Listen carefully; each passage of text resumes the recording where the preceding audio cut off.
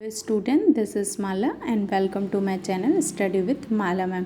Students, आज का इस वीडियो छत्तीसगढ़ माध्यमिक शिक्षा मंडल के जो कक्षा 12वीं के जो स्टूडेंट्स हैं उनके लिए है।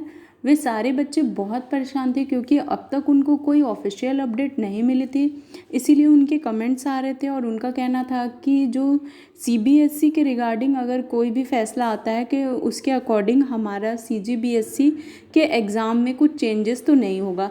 तो सबसे पहले हम उसी बात को क्लियर करेंगे, उसके बाद जो ऑफिशियल नोटिस आई है उसके बारे में हम आपको जानकारी देंगे। तो फर्स्ट बच्चों, आपको क्लियर कर दे रहे हैं कि आपका ऑफिशियल नोटिस आ गया है। अगर ऑफिशियल नोटिस आ गया है तो आप पूरी तरीके से निश्चिंत हो जाइए, सीबीएसई से इसका कोई जो है इफ़ेक्ट नहीं पड़ने वाला। जैसे कि आप सभी को पता होगा कि सीबीएसई ने ऐसा कुछ किया है कि जो मेन सब्जेक्ट हैं, उन्होंने कुछ 20 सब्जेक्ट के एग्ज़ाम उनको लेना है, ऐसा फिक्स किया गया है। ठीक है, मतलब लैंग्वेज सब्जेक्ट को छोड़कर अदर जो भी सब्जेक्ट हैं उनके एग्ज़ाम को लेना सुनिश्चित किया है। तो उसके रिगार्डिंग जो है कोई इसमें आपके सीजीबीएसई में कोई भी चेंजेस नहीं होने वाला है। अब हम देखते हैं कि क्या जो है नोटिस आई हुई है। तो यहाँ पे फर्स्ट जो है वो केंद्राध्यक्षों के लिए है बच्चों, ये आपके लिए नहीं है। फिर भी अगर आप जानना चाहते हैं तो इससे आपको काफ़ी सारी जानकारी मिल जाएगी।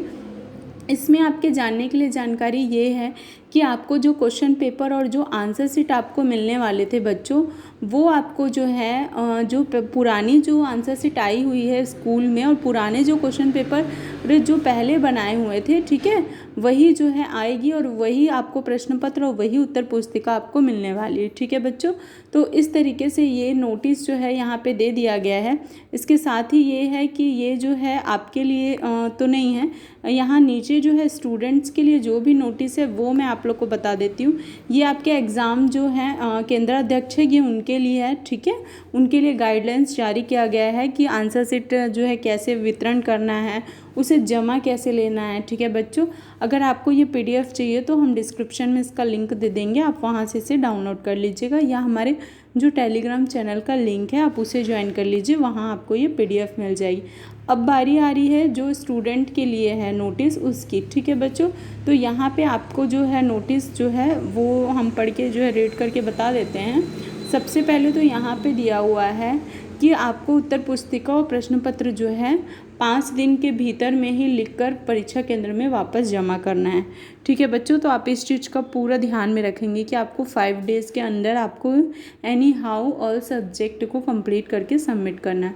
उसके बाद यहाँ पे जो है अगर कोई छात्र 1 तारीख को, जैसे 1 जून को उत्तर पुस्तिका ले रहा है, प्रश्न पत्र ले रहा है, तो उसे 5 तारीख को जमा करना होगा। ठीक है, उसके बाद हम देखते हैं कि अगर बीच में कोई छुट्टियां पड़ती है, ये चीज़ हमने पहले भी डिस्कस की हुई हैं। ठीक है बच्चों, अगर कुछ छुट्टियां पड़ती है तो उसको जो है काउंट नहीं, आपके 5 डेज़ में उसको काउंट करेंगे। ठीक है, मतलब आपको ये मान के चलना है कि अगर कोई लीव चल रहा है तो उस बीच भी क्या होगा, उस बीच जो है आपके स्कूल बंद नहीं रहेंगे। ठीक है, स्कूल का जो ऑफिस का जो टाइम है, जो भी आपको स्कूल जो है टाइम दे रही है उसमें ओपन रहेगा। ठीक है बच्चों, उसके बाद यहाँ पे ये एक चीज़ है, अगर आप परीक्षा केंद्र से निर्धारित समय में प्रश्न पत्र और आंसर शीट जो है अगर आप प्राप्त नहीं करते हैं, मतलब जो छात्र 5 दिन की समय सीमा में उत्तर पुस्तिका जमा नहीं करेंगे वो भी अनुपस्थित माने जाएंगे। ठीक है, अगर आप नहीं लेते हैं तो भी एब्सेंट, यदि आप उस 5 दिन में जमा नहीं करते तो भी एब्सेंट। ठीक है बच्चों,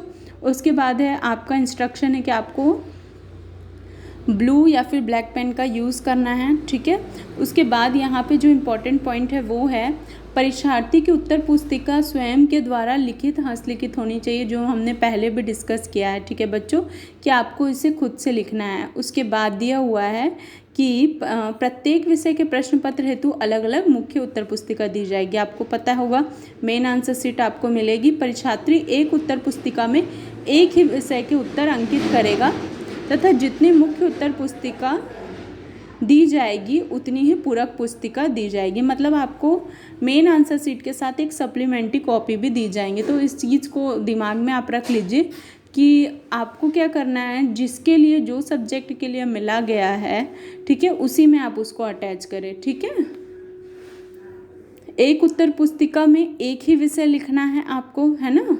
और जितनी मुख्य उत्तर पुस्तिका दी जाएगी उतनी ही पूरक परीक्षा, मतलब आपको सप्लीमेंट्री कॉपीज़ भी उतनी, जैसे आपके 5 सब्जेक्ट के लिए 5 मेन आंसर शीट आपको मिल रहा है तो 5 आपको उसके लिए सप्लीमेंट्री कॉपीज़ भी मिलेंगी। ठीक है, अब आपको उत्तर पुस्तिका के जो प्रथम पृष्ठ है उसमें आपको क्या क्या मेंशन करना है, रोल नंबर, विषय, विषय कोड, हस्ताक्षर और दिनांक।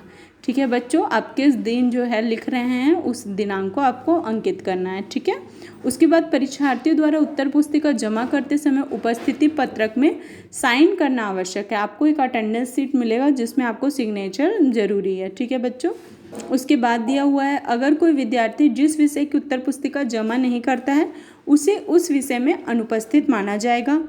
छात्र जितने मुख्य उत्तर पुस्तिका एवं पूरक पुस्तिकाएं परीक्षा केंद्र से प्राप्त करेगा वे सभी वापस परीक्षा केंद्र में जमा होंगी। ठीक है, यदि पूरक उत्तर पुस्तिका का उपयोग नहीं किया गया है तो कोरी उत्तर पुस्तिका वापस जमा करना अनिवार्य है।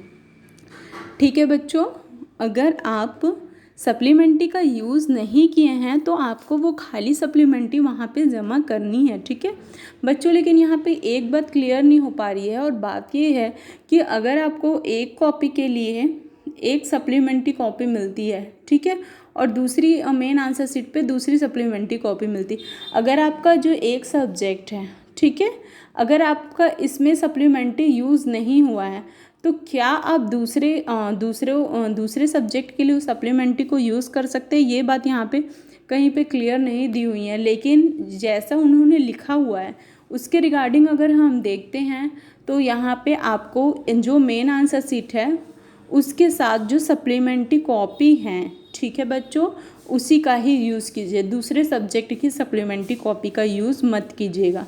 ठीक है बच्चों, ये चीज़ आप ध्यान में रखिएगा, कोशिश कीजिएगा कि एक ही सप्लीमेंट्री में आपका जो है वो सारे आंसर आ जाए। ठीक है, तो आपको अब क्या करना है, आप थोड़ा सा स्मार्ट वर्क करना है। ठीक है, आंसर तो सभी लिखेंगे, सबको क्योंकि आंसर मिल जाएगा, सबको घर में लिखना है तो आंसर तो सब लिख लेंगे, लेकिन आपको क्या करना है, आपको जो है उस जो कॉपी है ना आपकी उसके अकॉर्डिंग लिखना है। ठीक है, उसमें जो पेजेस हैं उसके अकॉर्डिंग आपको मैनेज करके लिखना है। ठीक है बच्चों, तो ये सारी चीज़ें जो हैं आप यहाँ पे ध्यान में रखेंगे। अब यहाँ पे जो दिया हुआ है आंसर शीट जो है उसको आपको कहाँ जमा करना है, आपके परीक्षा केंद्र में जमा करना है, खुद जाकर जमा करना है, क्योंकि वहाँ पे आपके सिग्नेचर लिए जाएंगे। ठीक है, आपको यहाँ स्पीड पोस्ट जो है नहीं करना है। ठीक है बच्चों, उत्तर पुस्तिका लेने भी आप खुद जाएंगे और जमा करने भी खुद जाएंगे, और उस समय आपको मास्क का यूज़ करना है। ठीक है बच्चों, तो इस तरीके से सारे डाउट आपके जो हैं इस नोटिफिकेशन से क्लियर हो गए। इसके अलावा भी अगर कोई डाउट है तो आप हमें कमेंट करके पूछ सकते हैं, और अभी तक से अगर हमारे चैनल को सब्सक्राइब नहीं किया है तो आप इसे सब्सक्राइब कर लीजिए, ताकि आगे जो भी नोटिस आएगी मैं आपको अपडेट कर दूँगी। Okay, thank you.